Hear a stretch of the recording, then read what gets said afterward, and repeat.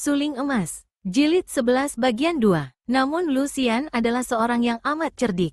Ia maklum bahwa tidak menguntungkan baginya kalau ia mengadu tenaga kekerasan dengan 3 orang laki-laki yang memiliki LWK hampir sempurna ini, maka ia lebih mengandalkan kelincahan gerakannya untuk mengelak dan balas menyerang. Karena ia lebih banyak mengelak inilah, maka 4 orang pengeroyoknya mengira bahwa ia terdesak. Orang-orang Xiao Lim Pai amat berdisiplin dan selalu mentaati guru mereka. Karena tadi mereka berempat sudah mendengar sendiri betapa suhu mereka, Qian Hai Hosiang, tidak menghendaki permusuhan dengan Beng Kao, bahkan sudah mengampuni Lucian, kini mereka merasa tidak enak sekali kalau sampai membunuh Lucian. Tok Xiao Kui, kami mentaati guru kami mengampunkan engkau. Pergilah dari sini dan jangan mencampuri urusan Xiao Lim Pai, kata Lokong Xiong dengan suara keras. Inilah salahnya. Tadinya Lucian hanya ingin mempermainkan mereka saja, mengalahkan mereka dengan ilmunya kemudian lari lagi membawa pergi Yap Kuan Bi. Akan tetapi mendengar ucapan ini, bangkit kemarahan dan keangkuhannya. Dia memang seorang yang keras hati, pantang dikatakan kalah. Mendengar ini darahnya bergolak dan ia mengeluarkan seruan nyaring, merupakan lengking lebih mirip suara iblis siluman. Akan tetapi pedangnya kini bergerak secara luar biasa, bergelombang dan berubah menjadi gulungan sinar yang membentuk lingkaran-lingkaran besar lalu berubah lagi menjadi gelombang-gelombang yang datang menerjang ganas. Inilah Toa Hong Kiam Sut yang kini telah menjadi ganas dan luar biasa dahsyatnya. Di tengah-tengah lengkingnya yang belum putus, terdengar teriakan ngeri dan tampak Leong Kiat terguling roboh dalam keadaan mengerikan karena pundaknya telah terbabat putus berikut lengan kanannya. Ia bergelimpangan mandi darah, berkelojotan dan tak dapat mengeluarkan suara lagi. Tok Xiao Kui, hutang jiwa harus dibayar jiwa, teriak Lokong Xiong marah sekali. Tok Xiao Kui, berani kau membunuh suteku? Tan Bok juga membentak dan rantainya berdesing-desing menyambar. Lucian tertawa bergelak, lalu melompat mundur.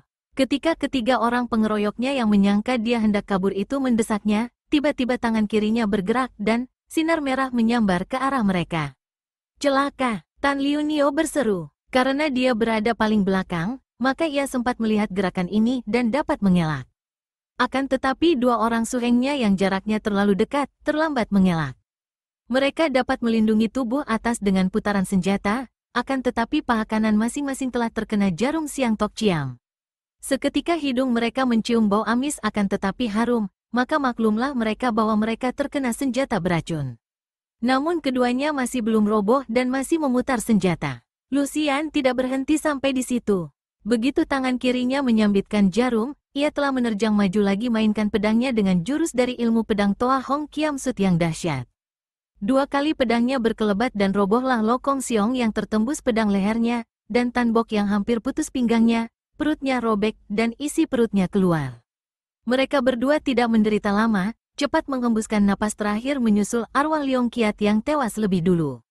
Tok Xiao Kui, kau benar keji dan ganas. Tan Liu Nio marah sekali dan menjadi nekat, lalu menyerbu dengan pedangnya. Sambil tersenyum Lucian menangkis dan mengerahkan tenaga. Terang, pedang Tan Liu Nio terlepas dari tangannya. Dengan kakinya Lucian menendang, membuat tubuh Tan Liu Nio roboh terguling, kemudian matanya yang sudah menjadi beringas itu berkilat ketika pedangnya ditusukkan ke bawah. Terang, Lucian meloncat ke belakang, wajahnya pucat, matanya terbelalak memandang kepada Yap Kuan Bi yang ternyata telah menangkis pedangnya. Kau Tok Xiao Kui, dengan pedangnya Kuan Bi menuding kepada kekasihnya. Orang menamakan aku begitu, namaku Lucian, kau tahu. Kau perempuan hina. Kau telah membunuh 3 orang suhengku dan hendak membunuh suciku. Keparat jahanam, kubunuh engkau. Yap Kuan Bi menyerang, akan tetapi karena tubuhnya masih lemah, sekali ditangkis ia roboh terguling. Lucian yang mukanya menjadi pucat itu tiba-tiba meludah. Cih! Kiranya kau pun sama saja. Laki-laki berhati palsu, mual perutku melihatmu. Setelah berkata demikian, sekali berkelebat Lucian lenyap dari tempat itu. Yap Kuan Bi menangis menggerung-gerung ketika menyaksikan keadaan 3 orang suhengnya yang tewas dalam keadaan demikian mengerikan. Ia menjambaki rambutnya dan memukuli kepalanya sendiri seperti orang gila. Percuma saja Tan Liu Nio menghiburnya. Akhirnya murid wanita Xiao Lim Pai itu berlari cepat melaporkan ke kuil Xiao Lim Si. Tentu saja berita ini menimbulkan geger. Cheng Han Wesio dan Cheng Hie Wesio sendiri bersama beberapa orang sute berlari-lari ke arah hutan itu dan apa yang mereka dapatkan? Yap Kuan-bi telah tewas di samping ketiga orang suhengnya, lehernya hampir putus dan tangan kanan penuh darahnya sendiri. Ia telah membunuh diri karena telah menyesal. Sementara itu Lucian sudah mempergunakan ilmu Kot In Hui untuk berlari cepat sekali. Ia merasa kecewa dan menyesal. Ia benar-benar muak mengingat kepalsuan cinta kasih Kuan-bi yang tadinya dikira benar-benar suci murni. Bahkan pengalaman ini membuat ia makin muak terhadap laki-laki, makin tidak percaya, dan makin sakit hati. Di samping kekecewaannya, ia pun merasa girang bahwa ia berhasil mengambil kitab ilmu Im yang Tiam Hoat dari Xiao Limpai. Ia gemas kepada orang-orang Xiao Limpai yang telah menghancurkan ikatan cinta kasihnya dengan Kuan-bi, maka kini pikirannya tertuju kepada Su Pek Hong atau Su Nikou di kuil Kuan Im Bio. Ia harus dapat merampas kepandaian Nikou itu, ilmu yang membuat ia selamanya takkan menjadi tua. Ia akan memaksa pendekar wanita Xiao Limpai itu untuk menyerahkan rahasia kepandaiannya. Hari telah malam ketika ia tiba di kuil Kuan Im Bio. Kuil itu telah menutup daun pintu depan, akan tetapi sebuah lampu gantung menerangi ruangan depan. Lucian menghampiri pintu dan mengetuk. Terdengar suara langkah kaki dari dalam menuju pintu dan sebelum daun pintu dibuka, suara lembut seorang pendekar wanita bertanya, "Siapakah yang datang di luar dan ada keperluan apa malam-malam mengunjungi Kuan Im Bio?" "Aku Lucian, mohon bertemu dengan Su Nikou." Ketika Su Nikou keluar dan melihat Lucian, ia tersenyum ramah dan menegur. Kiranya Lu Li Hiap, Nona perkasa, yang datang. Keperluan apakah gerangan yang membawa Li Hiap malam-malam datang mengunjungi tempatku yang buruk? Dan di mana adanya Kuan-bi?" Akan tetapi Nikou ini mengerutkan keningnya ketika melihat pandang mata Lucian amat berlainan dengan beberapa hari yang lalu, bahkan ia melihat Lucian membanting kaki lalu berkata tak manis. "Tak perlu kita berpanjang kata, Su Nikou. Kedatanganku ini hanya perlu minta kepadamu agar kau membuka rahasiamu tentang ilmu awet muda." Lucian mengancam dengan suara dan pandang matanya. Kalau kemarin dulu ketika datang ke sini bersama Kuan-bi ia merasa suka kepada pendeta wanita yang awet muda ini, sekarang ia memandangnya dengan mata benci. Su Nikou kelihatan tidak menyenangkan hatinya lagi. Memang pengaruh rasa benci amat jahat, membutakan mata. Karena ia merasa sakit hati kepada Xiao Limpai, menimbulkan benci di hatinya dan siapapun orangnya yang sudah mabok rasa benci, pandang matanya akan berbalik. Akan tetapi Su Nikou orangnya sabar. Ia sudah mampu menguasai batinnya dan ia memandang Lucian dengan senyum wajar. "Li Hiap, biarpun Pini, aku, panggilan pendeta wanita, merasa heran sekali atas perubahan sikapmu ini. Namun penolakan Pini bukan disebabkan oleh sikapmu, melainkan karena rahasia ini kalau terjatuh ke tangan wanita yang belum sadar akan kebenaran, hanya akan merugikan dirinya sendiri saja. Kemudaan dan kecantikan pada usia tua hanya akan menyelewengkan hati, membesarkan nafsu, dan percayalah, kelak di waktu kau sudah berusia tua, kecantikan dan kemudaan yang disertai nafsu itu akan menyeretmu ke lembah kesengsaraan belaka." "Tak usah banyak cerewet," Lucian membentak. Lazim, orang yang sudah membenci seorang yang lain, apapun yang keluar dari mulut orang yang dibenci itu selalu diterima keliru dan tak dipercaya. "Kau mau serahkan secara baik-baik atau dengan paksaan, aku tetap harus mendapatkan rahasia itu." Su Nikou menghela napas. "Lu Li Hiap, pikiranmu sedang kacau, batinmu sedang gelap. Biarlah lain kali kau datang kembali bersama Yap Kuan-bi, kita bicarakan hal ini perlahan-lahan secara baik-baik." Alis yang hitam kecil itu bergerak, disusul gerakan tangan kiri. Su Nikou cepat mengelak dengan menjatuhkan diri ke belakang, namun terlambat, jalan darah di pundak kirinya tertusuk sebatang siang tok ciam. Nikou itu terhuyung lalu menjatuhkan dirinya di atas sebuah kursi, memandang pada Lucian dengan mata terbuka lebar saking heran dan kagetnya. Sambil tersenyum dingin Lucian berkata perlahan, "Kau sudah terluka siang tok ciam, obat pemunahnya hanya padaku. Lekas kau keluarkan rahasia ilmu awet muda untuk ditukar dengan obat pemunahku." Su Nikou yang masih duduk di atas kursi kelihatan tenang-tenang saja. "Omitihut, kau ini wanita muda sungguh ganas, kasihan sekali kau tersesat jauh tanpa kau sadari. Seorang pertapa seperti aku ini menganggap kematian sebagai pembebasan jiwa daripada kurungan raga yang banyak kehendak dan lemah. Racun jarummu yang mengancam nyawaku sama sekali tidak membikin Pini takut." Diam-diam Lucian menjadi kecewa sekali. Celaka, pikirnya, ia tidak bermaksud membunuh, hanya mengancam. Akan tetapi kalau wanita gundul ini nekat menghadapi kematian, tidak mau menukar obat pemunah dengan rahasia ilmu awet muda, bagaimana? "Nikou bandel, mengapa hendak kau kangkangi sendiri ilmu itu? Apakah kau hanya ingin muda sendiri dan cantik sendiri? Ilmu seperti itu saja, mengapa lebih kau hargai daripada nyawamu? Sun Niko menggeleng kepala. Ilmu ini adalah ilmu yang bersumber pada ilmu dari Xiao Limpai, ilmu menguatkan tubuh pelajaran Xiao Limpai yang kuperkembangkan. Merupakan rahasia Xiao Limpai, tak boleh sembarangan diajarkan kepada orang luar, apalagi untuk maksud buruk. Tidak, biarlah kau pergi, Pini akan mati tanpa mengeluh. Tiba-tiba Lucian tertawa. Hai Hik, enak saja kau ingin mati. Mana aku membiarkan kau mati begitu saja kalau kau tidak mau membuka rahasia itu? Ketahuilah, Sun Niko, racun jarumku itu memiliki daya pembangkit nafsu birahi. Racun Enjiotok Hua, 5 bunga beracun, telah mengalir di dalam jalan darahmu. Tidak terasakah olehmu Niko tolol, betapa ujung hidungmu mencium bau wangi dan tulang punggungmu berdenyut keras? Sebelum mati oleh racun, kau terserang oleh rangsangan birahi dan aku akan mengerammu dalam kamar bersama seorang laki-laki yang kupaksa menemanimu. Hendak kulihat, bagaimana malunya jiwamu kalau pada saat kematianmu engkau melakukan pelanggaran yang paling besar bagi seorang pendeta wanita. Napas Sun Niko terengah-engah, mukanya pucat dan matanya memandang penuh kengerian. Ah, jangan, jangan. Sebenarnya siapakah engkau ini yang begini keji? Orang menyebutku Tok Xiao Kui. Ah, kiranya engkau Tok Xiao Kui. Niko itu makin ketakutan karena ia pernah mendengar nama julukan ini sebagai seorang tokoh Kang Ou yang amat keji dan ganas, maka ancaman tadi bukan tak mungkin dilakukan oleh Tok Xiao Kui yang terkenal kejam. Pula, sejak terluka tadi ia memang mencium bau harum yang aneh dan memang betul tulang punggungnya berdenyutan keras. Tentu saja sebagai seorang tokoh Xiao Limpai yang lebih mementingkan pelajaran batin, Niko ini tidak tahu tentang segala racun, dan ia tidak tahu bahwa Lucian sebenarnya membohong. Siang Tok Ciam yang merah itu memang berbahaya dan racunnya cukup jahat untuk merampas nyawa korbannya, akan tetapi sekali-kali tidak akan menimbulkan gejala nafsu birahi segala. Dia sengaja mengeluarkan ancaman ini karena dengan tepat ia menduga bahwa hal seperti itu jauh lebih mengerikan daripada kematian bagi seorang wanita pertapa yang saleh. Bagaimana? Aku mengenal seorang kepala rampok dalam hutan, usianya 30 tahun, tubuhnya tinggi besar seperti raksasa, mukanya penuh cambang bauk dan kaki tangan, serta dadanya juga penuh bulu seperti monyet. Dia tunduk kepadaku dan dia amat suka kepada wanita yang wajahnya bersih.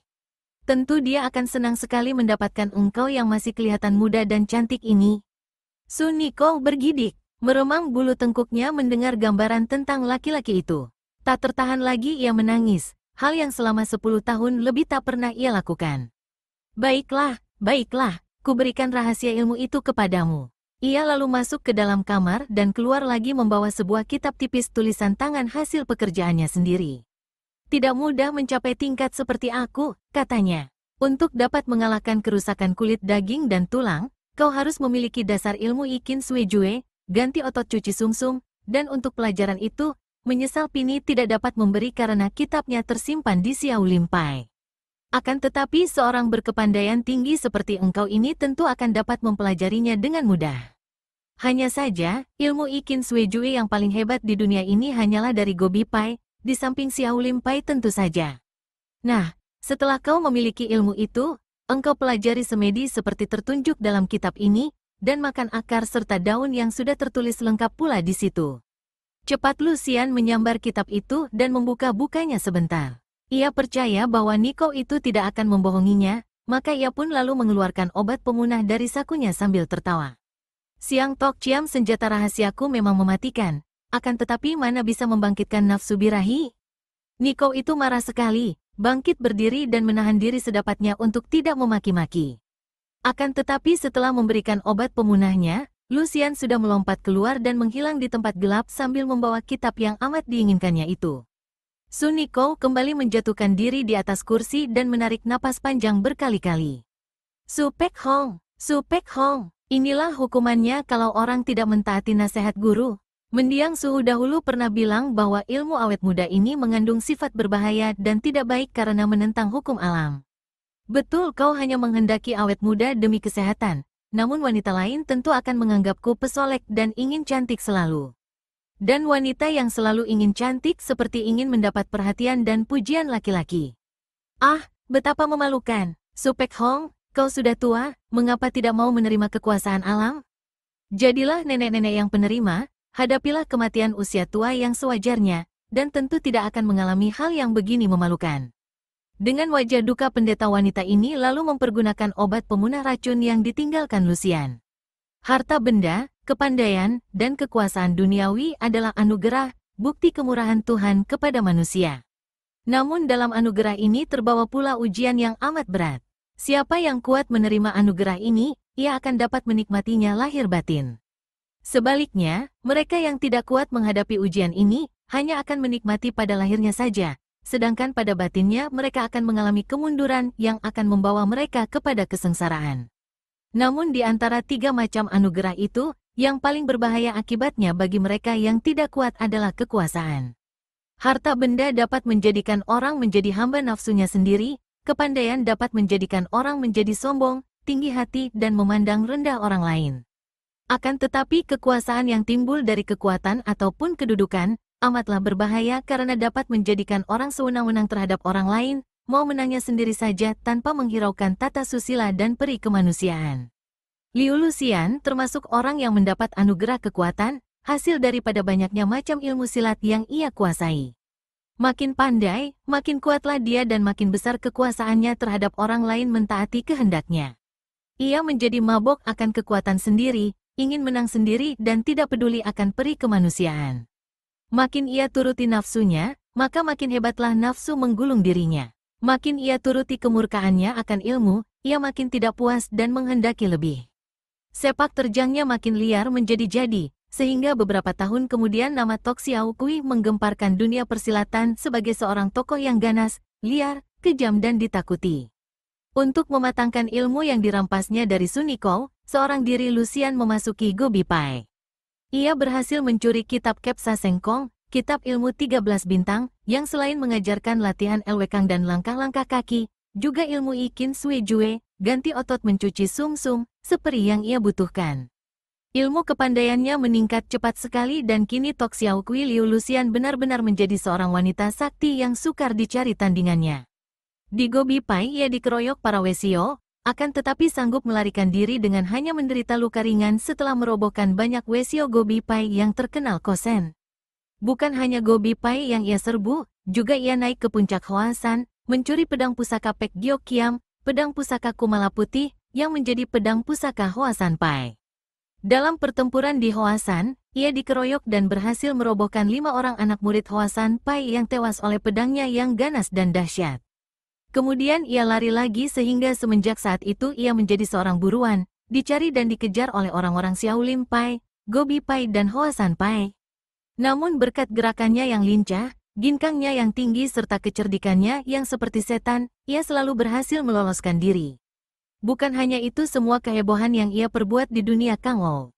Banyak golongan persilatan yang sengaja ia datangi untuk diajak bertanding, mengalahkan ketuanya dan merobohkan banyak sekali tokoh kenamaan sehingga namanya menjulang tinggi, bahkan melewati nama besar ayahnya sendiri, Pat Jiu Sinong.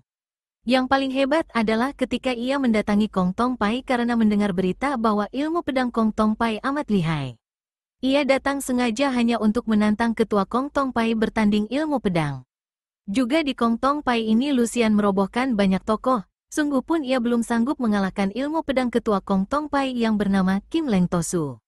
Namun ia menang cekatan dan lincah sehingga kekalahannya dalam ilmu pedang dapat ia atasi dengan kelincahannya.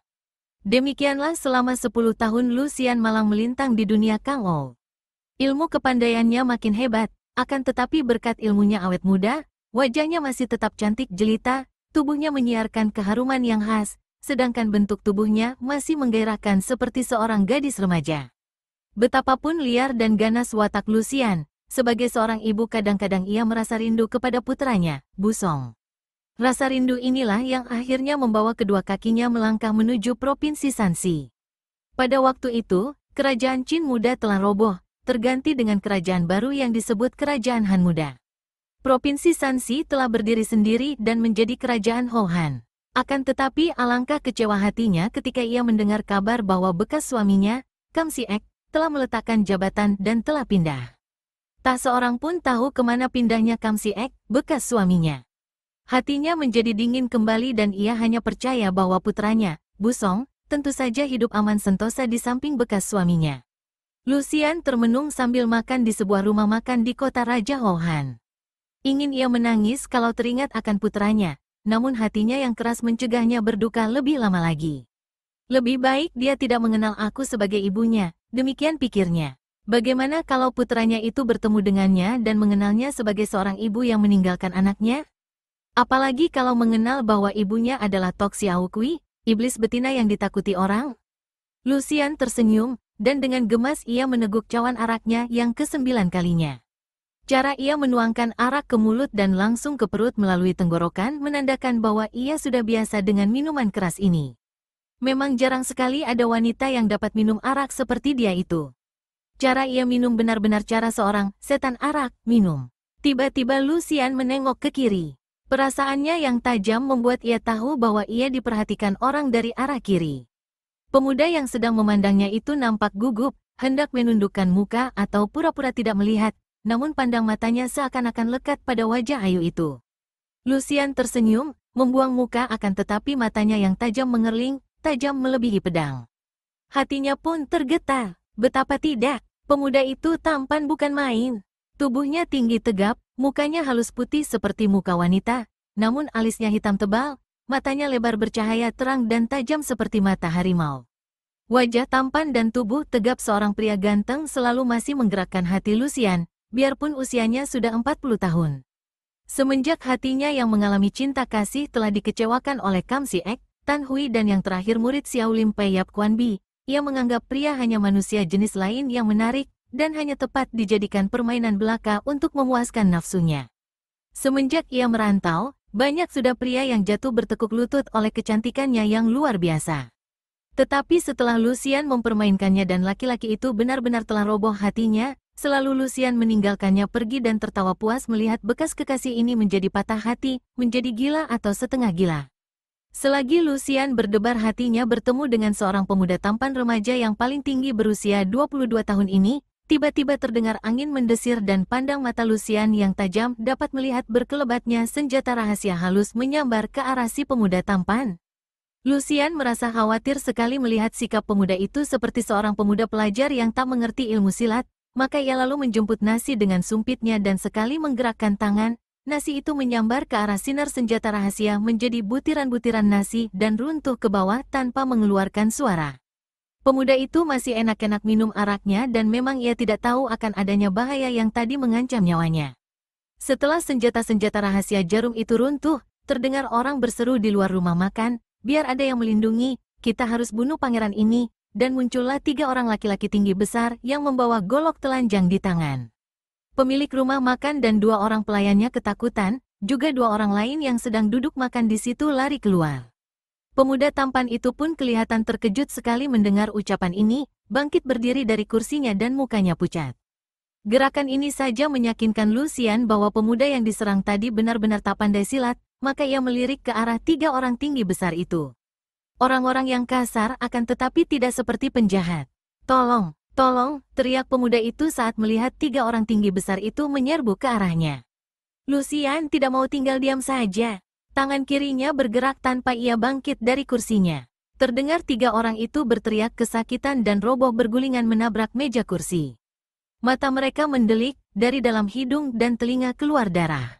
Nyawa mereka sudah putus. "Keparat dari mana berani membunuh murid-murid keponakanku?" Terdengar bentakan keras dan melayanglah tubuh seorang Tosu yang bersenjata pedang, langsung menghantamkan pedangnya dari atas ke bawah tepat di atas kepala Lucian. Wanita sakti ini hanya tersenyum, sama sekali tidak menoleh, akan tetapi tiba-tiba kursi yang didudukinya mencelat ke samping dan ia masih enak-enak duduk di atasnya. Pedang itu menyambar terus ke bawah dan krakek, meja yang tadi berada di depan Lucian terbelah menjadi 2 potong. Pemuda yang sebenarnya seorang pangeran yang menyamar itu menggigil ketakutan, juga 3 orang pengurus rumah makan kini berjongkok bersembunyi di balik meja. Si Tosu ternyata bertubuh tinggi kurus, usianya hampir 50 tahun, wajahnya pucat seperti orang berpenyakitan. Namun menyaksikan betapa sekali bacok ia dapat membelah meja yang tebal, dapat dibayangkan betapa besar tenaganya dan betapa tajam pedangnya. Hampir ia tidak percaya ketika pedangnya hanya mengenai meja sedangkan wanita muda yang ia bacok itu masih enak-enak duduk di atas kursi dekat sebuah meja lain. Ia membalikkan tubuh, mengeluarkan seruan marah dan melompat ke arah Lucian, menerjang dengan pedang diputar cepat. Terakek, pedang itu berhenti di tengah-tengah dan kiranya telah terjepit sepasang sumpit yang berada di tangan Lucian. Si Tosu mengerahkan tenaga membetot, namun sia-sia karena pedangnya seakan-akan terjepit oleh jepitan baja yang amat kuat. Mendadak Lucian melepaskan jepitannya sehingga si Tosu terhuyung mundur, dan pada saat itu pula sepasang sumpit itu langsung melayang ke arah lambung dan leher si Tosu. Namun si Tosu ternyata cukup gesit karena ia mampu membuang diri ke samping dan bergulingan menyelamatkan diri. Akan tetapi baru saja ia melompat bangun, datang sinar merah menyambarnya. Tosu itu memutar pedang dan banyak jarum runtuh, namun sebatang jarum masih dapat menerobos dan menancap di dadanya. Tosu itu mengeluh dan terguling roboh. Ia mencabut jarum di dadanya dan melihat jarum merah serta mencium bau harum, matanya terbelalak memandang Lucian, telunjuknya menuding dan mulutnya berseru, "Kau Tok Xiao Kui," namun ia tak dapat bicara lebih lanjut karena racun jarum telah mencapai jantungnya dan ia mati dengan mata mendelik. Lucian hanya tersenyum dan masih duduk menghadapi meja. 3 orang pemilik dan pengurus rumah makan itu segera keluar dari tempat sembunyi mereka dan berlutut di depan si pemuda tampan. Syukur bahwa Tuhan masih melindungi Paduka. Set, sudah jangan banyak ribut. Lebih baik lekas laporkan kepada penjaga keamanan kota dan mengurus 4 mayat penjahat itu, kata si pemuda, kini sikapnya agung dan sudah tenang kembali. Ia lalu melangkah menghampiri Lucian, merangkap kedua tangan di depan dada sambil membungkuk memberi hormat. "Li Hiap, Nona perkasa, telah menolong nyawa saya. Sungguh merupakan budi amat besar dan membuat saya bingung bagaimana saya akan dapat membalas budi itu." Ucapannya halus dan tutur katanya sopan menyenangkan. Lucian segera bangkit berdiri dan membalas penghormatan orang. Bibirnya tetap tersenyum manis, kerling matanya benar-benar mengiris jantung. Ah, urusan kecil seperti itu bukan berarti menghutangkan budi. Ada orang-orang jahat hendak membunuh Kongcu, Tuan Muda, bagaimana saya dapat berpeluk tangan saja? Pemuda itu memandang penuh kagum dan ia tidak menyembunyikan rasa kagum ini, bukan hanya kagum akan kehebatan kepandaian wanita ini, namun juga kagum akan kecantikannya yang luar biasa, akan bau harum semerbak yang keluar dari tubuh wanita itu dan memabokkannya. Hebat sekali, Li Hiap, kalau tidak menyaksikan dengan mata sendiri, mana mungkin saya percaya di dunia ini ada seorang yang kepandaiannya seperti Dewi, sedangkan Li Hiap begini Ken, muda. Tadi pun merupakan teka-teki bagi saya siapa gerangan yang membuat 3 orang penyerang saya jatuh tersungkur dan tewas seketika. Kalau tidak ada penyerang keempat tadi, sampai mati pun saya mungkin tidak percaya bahwa Li Hiap yang telah menolong saya.